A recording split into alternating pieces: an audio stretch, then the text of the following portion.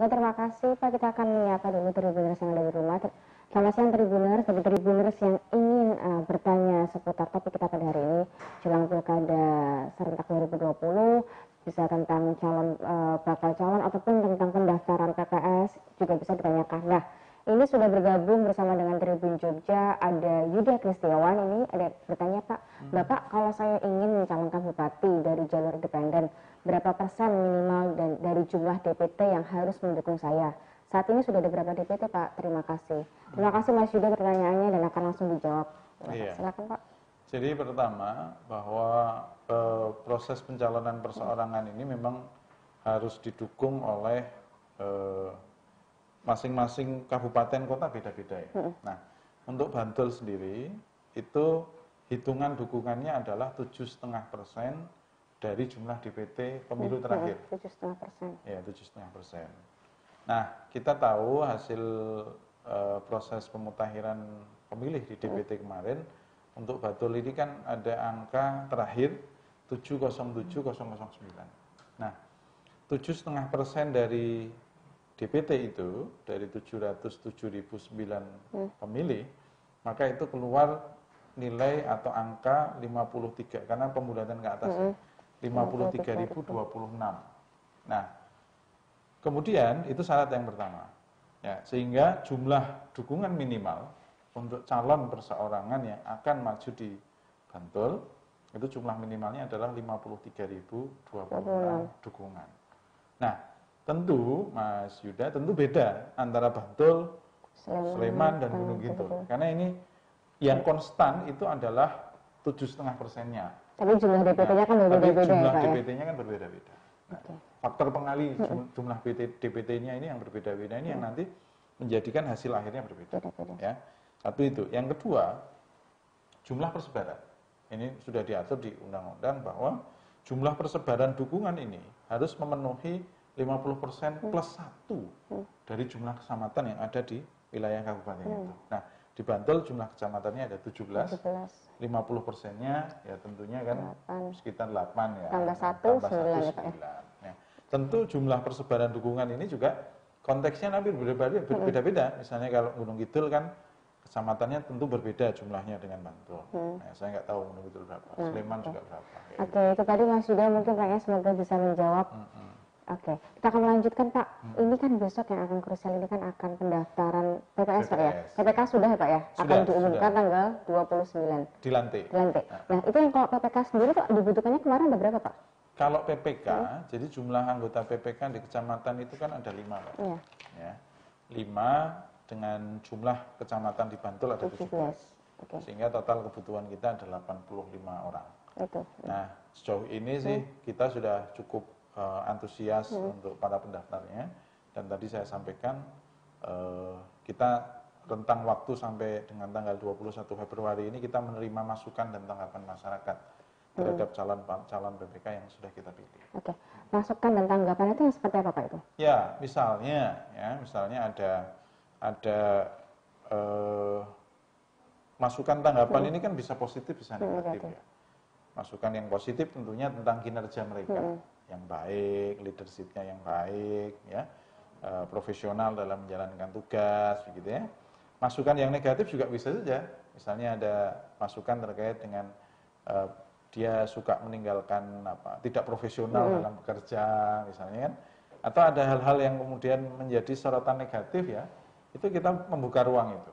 Tapi saya kemarin sampaikan tanggapan dan masyarakat ini pertama harus jelas. Ada buktinya berarti Pak ya? Ada bukti, kemudian juga dilampiri identitas.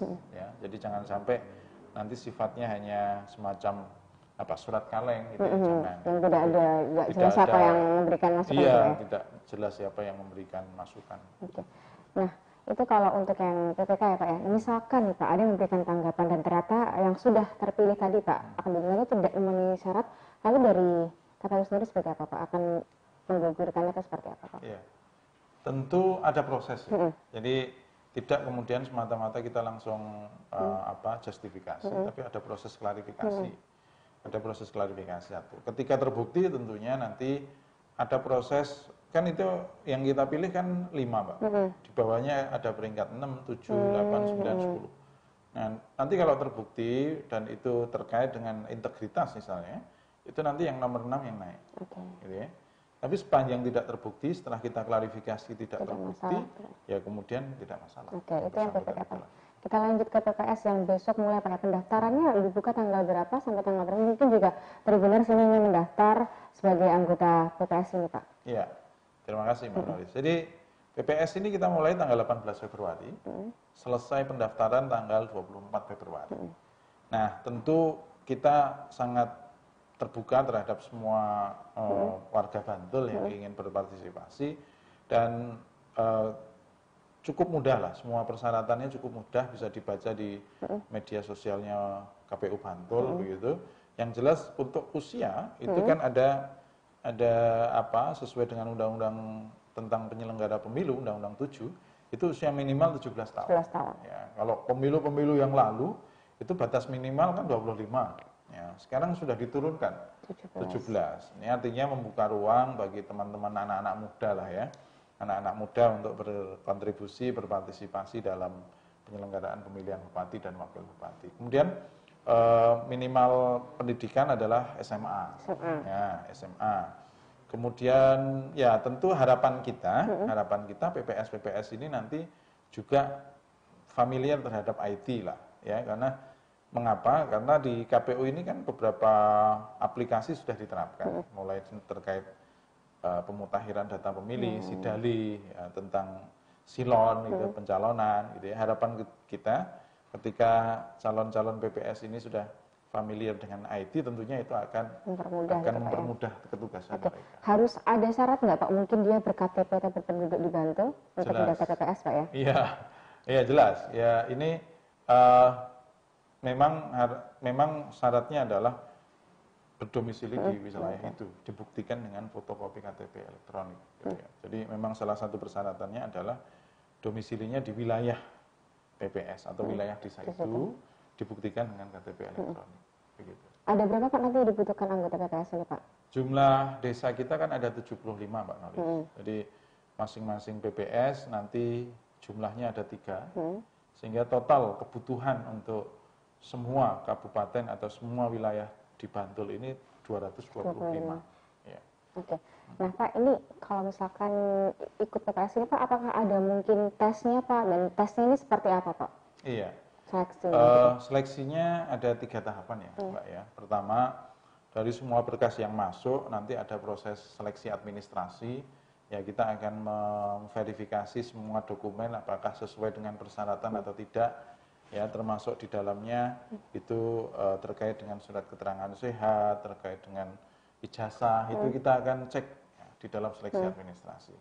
Kemudian lolos seleksi administrasi ada seleksi tertulis. Nah, seleksi tertulis ini nanti sistemnya tentu akan kita masih dengan sistem tes tertulis dan kita akan umumkan hasilnya secara terbuka. Itu seleksi tertulis mungkin bocoran kisi-kisinya tentang apa itu Pak? Ya, tentang pemahaman kepemiluan ya, Mbak ya. Jadi tentang undang-undang pilkada, tentang peraturan KPU, tentang tugas dan wewenang PPS, begitu ya, tentang kepemiluan dan juga ada sedikit pertanyaan tentang muatan lokal. Muatan lokal itu tentang kewilayahan Bantul ya. Kemudian seleksi lolos tes tertulis lolos nanti masuk kepada seleksi terakhir. Nah, seleksi terakhir ini seleksi wawancara. Nah, seleksi wawancara ini lebih kepada mendalami rekam jejak ya, rekam jejak calon PPS ini. Apakah dia punya kompetensi, apakah dia punya pengalaman kepemiluan, bagaimana tentang pengalaman kerjanya selama ini begitu ya. Itu kita perdalam di seleksi wawancara. Tadi tadi menyebutkan ada surat keterangan sehat. Berarti ketika ingin mendaftar itu melampirkan surat keterangan sehat, Pak? Iya, wajib. Itu boleh dari puskesmas atau harus dari rumah sakit daerah atau bebas, Pak? Bagaimana? Yang penting ada 2 lembaga ya yang diatur. Pertama puskesmas, yang kedua rumah sakit. Itu saja. Ya. Oke. Nah, itu Pak.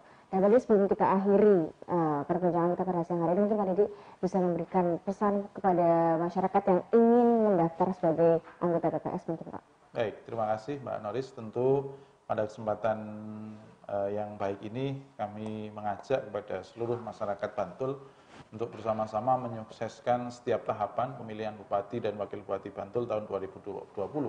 Salah satu tahapan yang kemudian memerlukan partisipasi warga Bantul adalah aktif sebagai penyelenggara pemilihan. Nah, kami mengajak kepada para warga Bantul, khususnya anak-anak muda di wilayah Bantul untuk berpartisipasi aktif mendaftar sebagai panitia pemungutan suara di tingkat desa. Saya kira itu, Mbak Haris. Terima kasih Pak Didi telah bergabung bersama dengan Tribun Jogja, dan terima kasih juga untuk Tribun yang telah menyaksikan program live streaming di Tribun Jogja. Saksikan terus program live streaming lainnya, dan Noris bersama dengan Pak Didi mohon pamit dan undur diri. Selamat siang dan sampai jumpa.